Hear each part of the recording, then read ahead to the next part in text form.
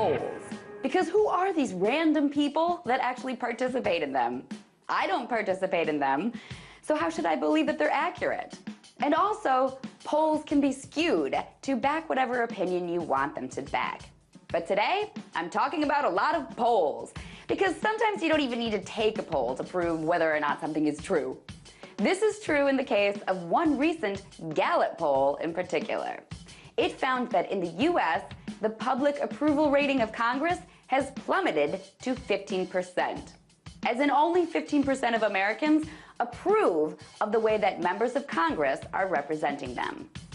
Why should anyone approve of the job Congress is doing when they so clearly ignore the desires of the people they are supposed to represent?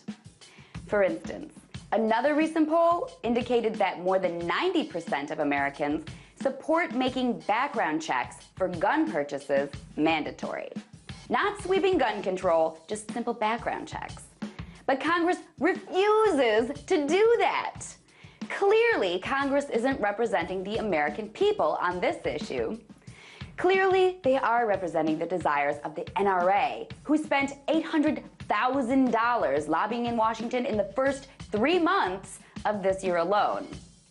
Another poll indicated that 73% of Americans want to work toward a reduced reliance on fossil fuels.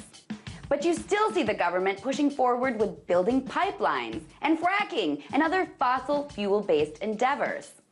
Clearly, Congress is more interested in representing oil companies who have spent millions lobbying in Washington than they are in representing American citizens.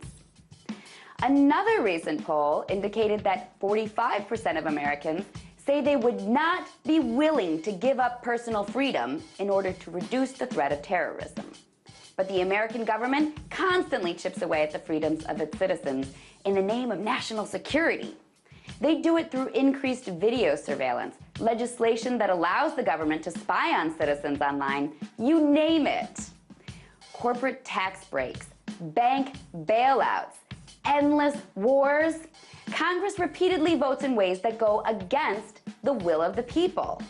So whether or not you agree with the findings of the polls I've just mentioned, I think most Americans will agree that our government is more interested in representing corporate interests than those of the people they are sworn to represent.